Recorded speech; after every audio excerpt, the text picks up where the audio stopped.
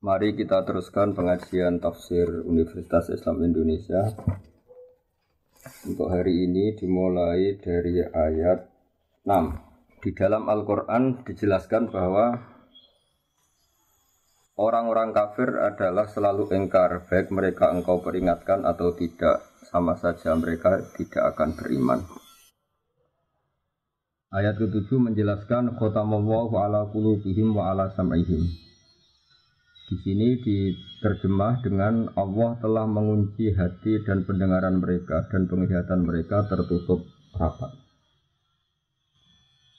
Para pendengar yang kami hormati, tentu ini bagian dari kategori orang kafir. Ada orang kafir tertentu yang karena angkuhnya, karena cueknya terhadap kebenaran, sehingga dihukum Allah dengan dikunci hati dan pendengaran mereka. Juga dijelaskan bahwa wa'ala absarihim ghisyawah dan penglihatan mereka tertutup rapat. Akhirnya mereka mengalami walahum azabun azim, mereka pasti mendapat siksa yang pedih. Tentu dalam keyakinan para ulama sebagaimana yang termaktub atau mansus atau eksplisit dalam teks Al-Quran adalah ini jenis-jenis orang kafir yang ketika mati dalam keadaan kafir. Dalam sebagian ayat disebut wama tuwahum kufar, mereka kafir dan mati dalam keadaan kafir. Dengan demikian maka ayat ini untuk orang-orang kafir yang mati dalam keadaan kafir, bukan kafir yang akhirnya bertaubat. Jika ada orang kafir yang akhirnya bertaubat dan berbuat amal soleh, mereka iman secara benar, maka masuk kategori ayat Qulil ladzina kafaru iyantahu yughfar lahum ma qad salaf. Katakan Muhammad pada mereka yang kafir, jika mau berhenti dari kekafirannya, maka akan diampuni apa-apa yang sudah lewat atau dosa-dosa yang pernah mereka lakukan.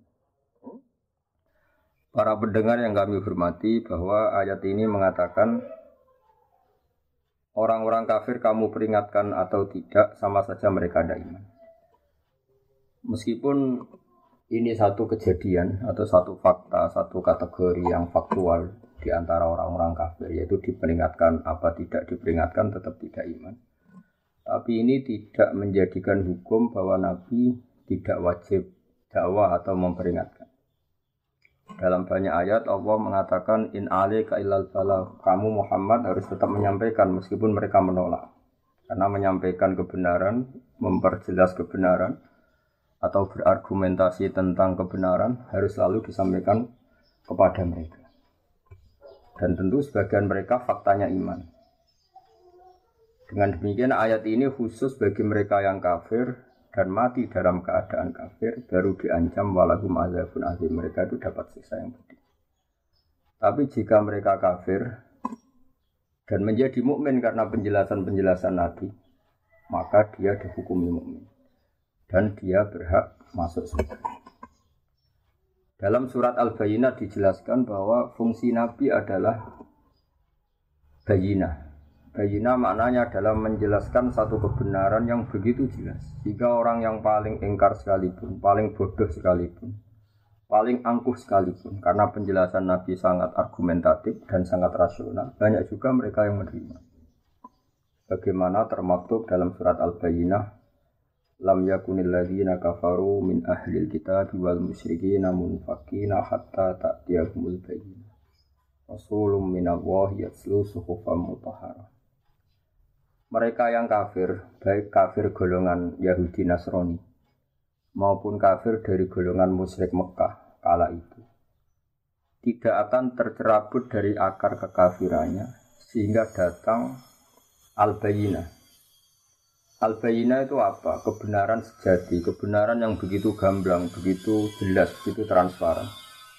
Yakni adalah Rasulun minallah yatslu suhufan mutahharah, yaitu Rasul Allah yang membaca lampiran-lampiran suci, yakni Al-Quran. Ada fakta sejarah bahwa Umar bin Khattab dulu itu kafir. Dia dikenal dengan preman pasar ukat. Dia dengan lantang mau membunuh Rasulullah. Ketika di tengah perjalanan, Umar ketemu sama temannya. Dia ditanya, mau kemana kamu Umar? Mau bunuh Muhammad karena dia sudah bikin agama yang baru. Lalu kata temannya tadi, kenapa kamu membunuh Muhammad sementara saudari kamu, saudara putri kamu juga sudah mengikuti Muhammad? Lalu Umar berbalik arah mencari adiknya. Kemudian setelah ketemu adiknya, ternyata adiknya baru mengkaji surat Toha bersama suaminya. Ketika Umar datang dan mendengar surat Toha tadi, yang diantaranya dikatakan ada wahyu, Toha ma anzalna alaikal Qur'ana litasqa illa tazkiratal liman yakhsha. Muhammad, kamu saya turunkan Al-Quran kepada kamu ini bukan untuk kamu celaka. Quran turun kepada kamu hanya untuk sebagai peringatan liman yakhsha, bagi mereka yang punya rasa takut kepada Allah Subhanahu wa taala. Kenapa Allah perlu ditakuti? Karena Allah adalah zat yang mempunyai langit bumi, yang menguasai alam raya. Sebab itu diistilahkan dalam Al-Quran tanzilam mimman khalaqal arda was samawati al-ula. Lalu ketika Umar mendengar ayat ini, dia tahu dan dia berkomentar, ma hadza min qaulil bashar, enggak mungkin karangan manusia seperti ini. Akhirnya dia iman. Lalu setelah iman mencari Rasulullah dan ketemu di rumahnya Zaid bin Arqam, kemudian dikenal sebagai tanggal kejayaan Islam karena saat itu Umar masuk Islam. Dengan fakta-fakta seperti ini, maka ayat 5, ayat 6, ayat 6 dan ayat 7 adalah khusus orang-orang kafir yang mati dalam keadaan kafir. Tapi bukan berarti semua kafir adalah mengalami khotamallahu ala qulubihim wa ala sam'ihim. Orang-orang kafir yang hatinya ditutup sampai mati enggak. Sebab banyak juga orang kafir yang akhirnya masuk Islam.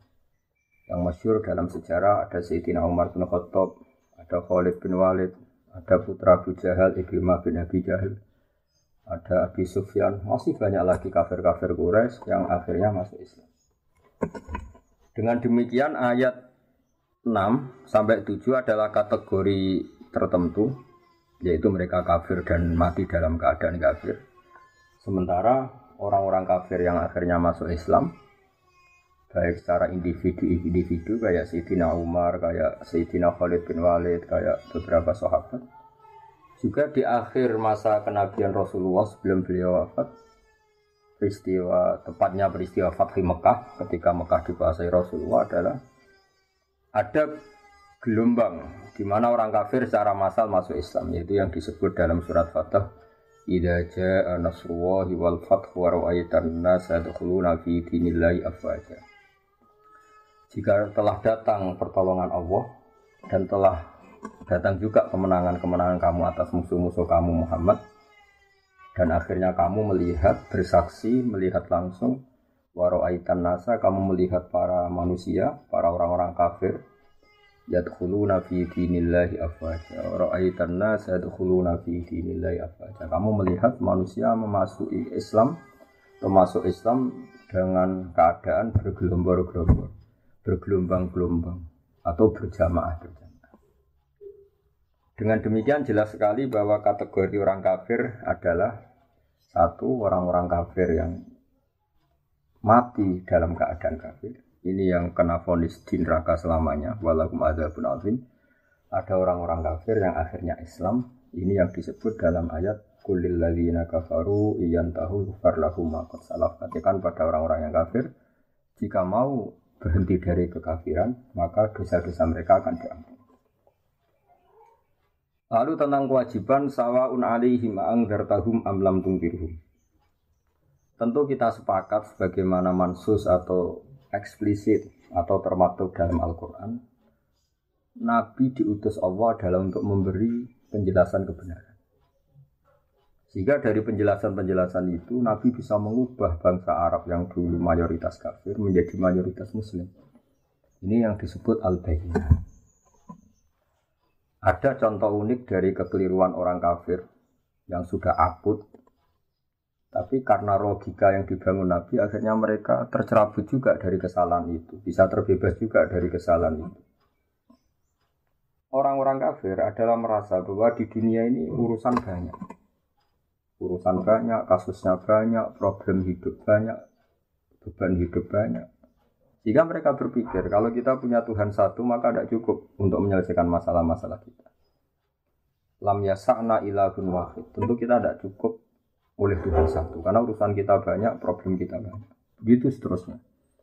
Sehingga di seputar Ka'bah itu ada 360 berhala.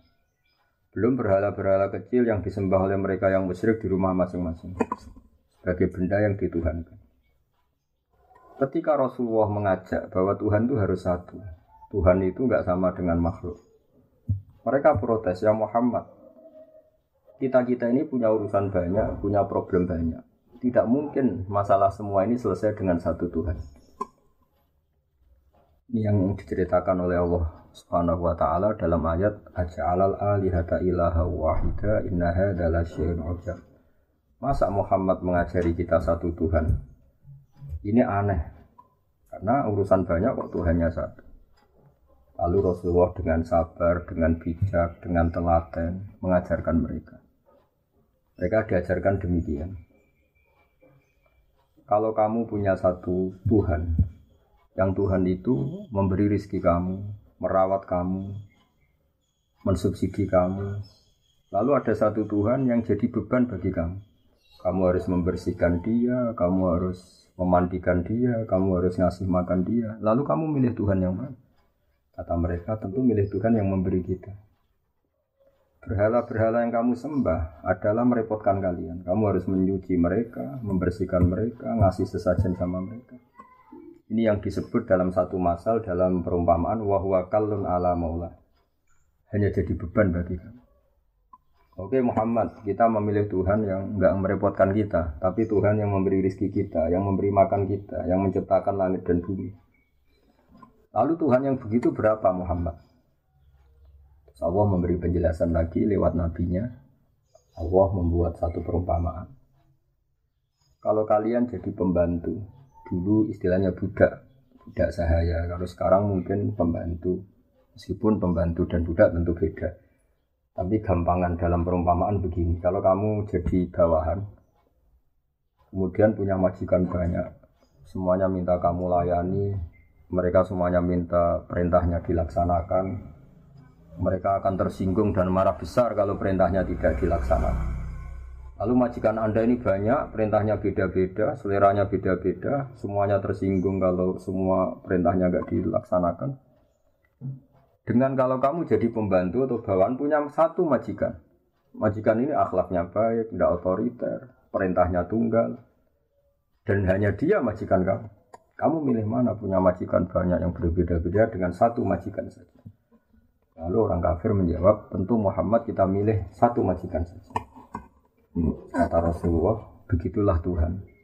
Tuhan kamu adalah nanti yang ngatur kamu, yang merintahkan kamu, yang bikin aturan. Jika Tuhan satu, maka nyaman bagi kita semua. Karena perintahnya satu, dari zat yang satu. Dan tidak ada rivalitas, tidak ada saingan. Ini yang dimaksud dalam ayat Dorobawahu mathalar rojulan fihi syuraka mutasyakisuna wa rojulan salamal lirojul.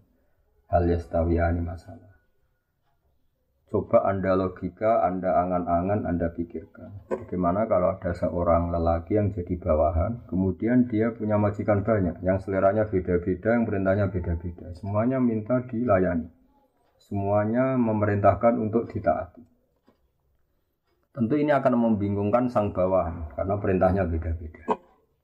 Lalu dibanding dengan satu pembantu atau bawahan yang punya satu majikan.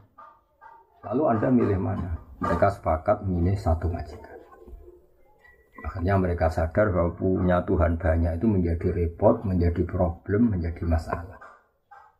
Akhirnya lewat kesadaran itu, karena barokah ajaran Rasulullah SAW, akhirnya mereka berkeyakinan dan menjadi tahu bahwa fa'alam annahu la ilaha illallah, bahwa memang Tuhan itu harus satu. Di sini yang dimaksud al-bayyinah.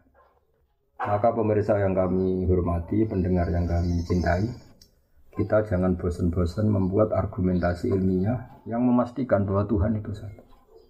Dan Tuhan adalah ala kulli syai'in qadir. Ini yang dimaksud dengan al-bayyinah.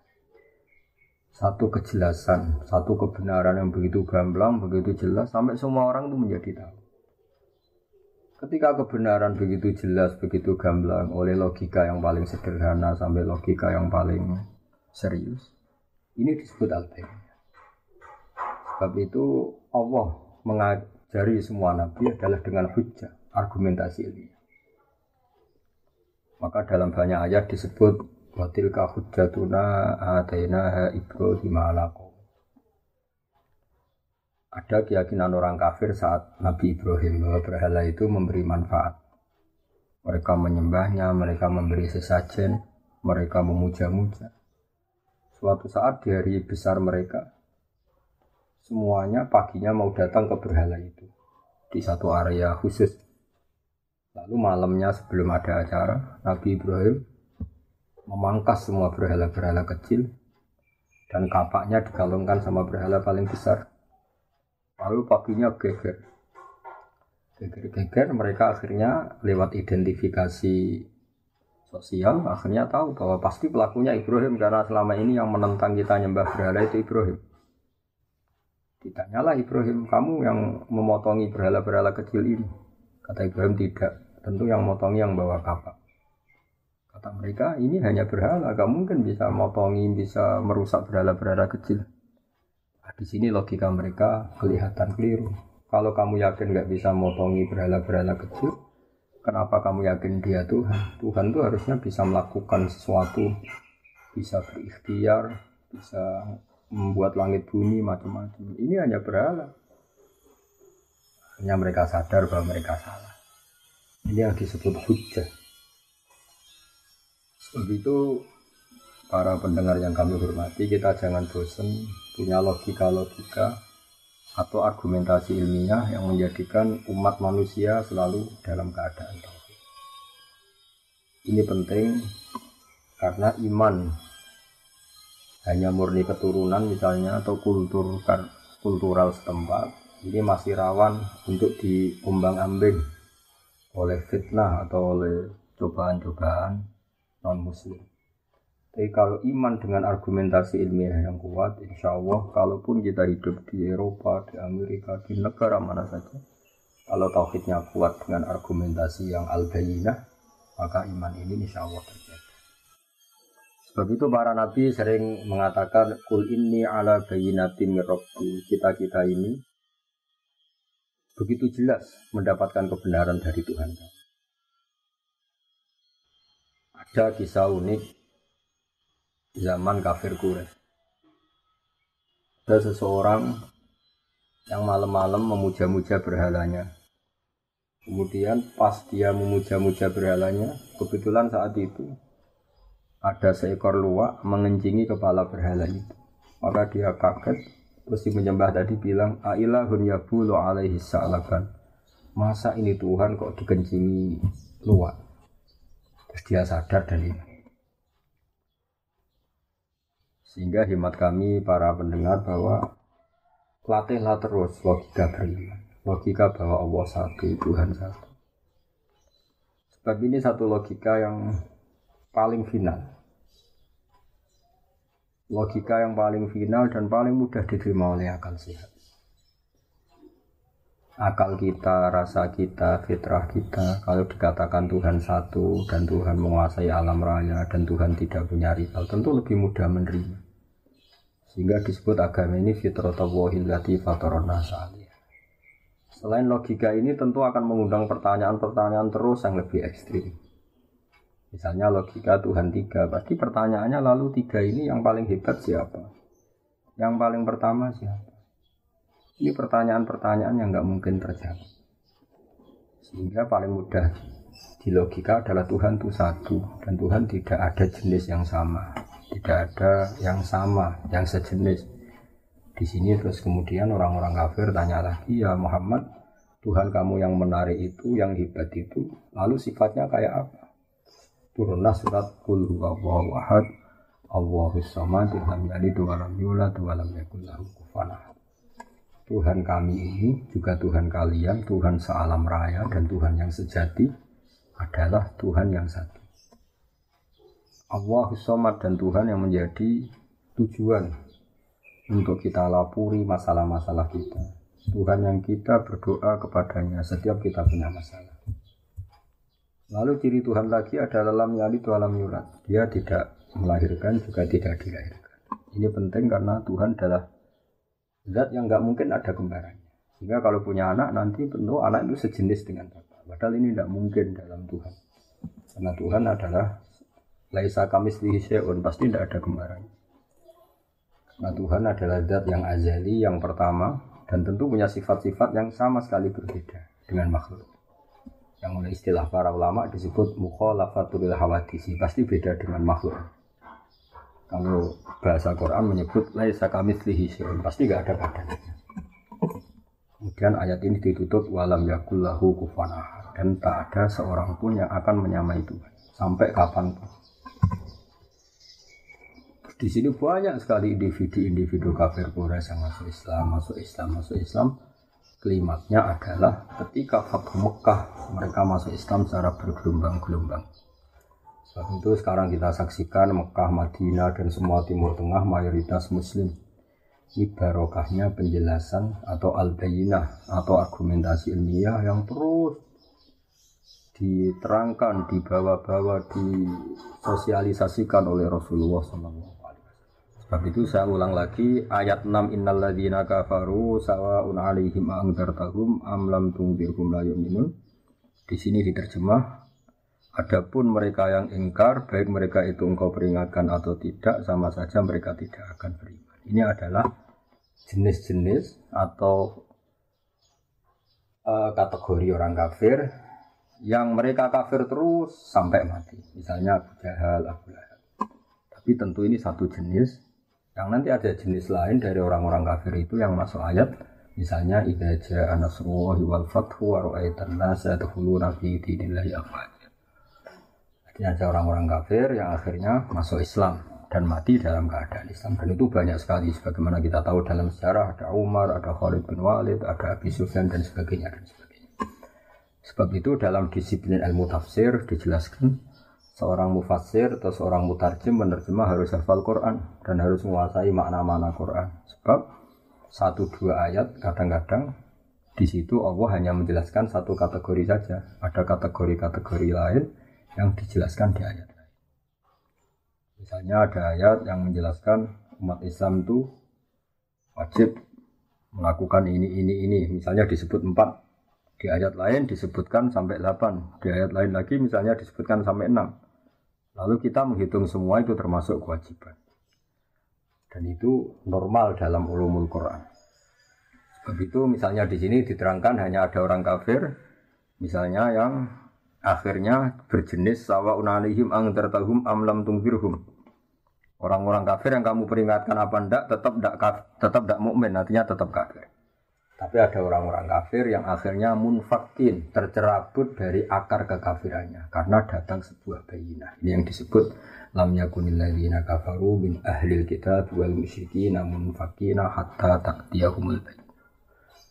Ini penting saya sampaikan biar kita punya tradisi kalau sebagai mufassir atau pengambil makna dari Quran kita harus komprehensif ayat-ayat yang terkait kita kaji, tematik-tematik yang terkait kita kaji, asbabun nuzul kita kaji, kesimpulan-kesimpulan linguistik juga kita kaji, fakta-fakta sosial juga kita kaji. Dengan demikian terus kita menyimpulkan ada sekian kategori yang baru boleh kita yakini sebagai hasil penelitian atau hasil penafsiran. Contoh gampang misalnya begini. Di ayat-ayat umum tentu orang baik itu wa yuqimunas shalat, yaitu yang mendirikan sholat.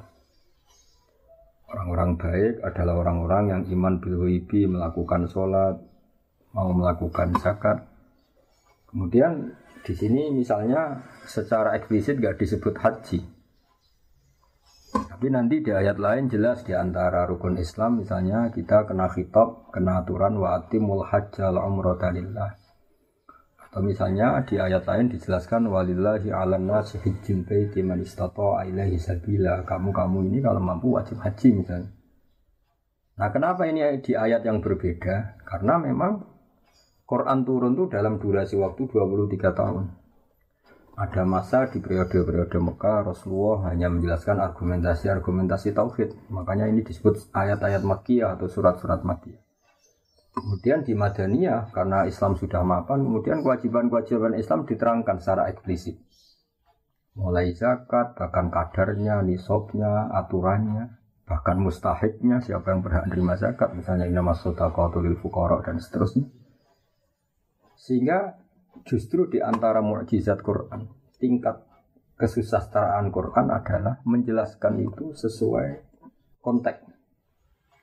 Sebab itu kita tidak bisa menyimpulkan satu Quran tanpa Anda harus hafal dulu semua.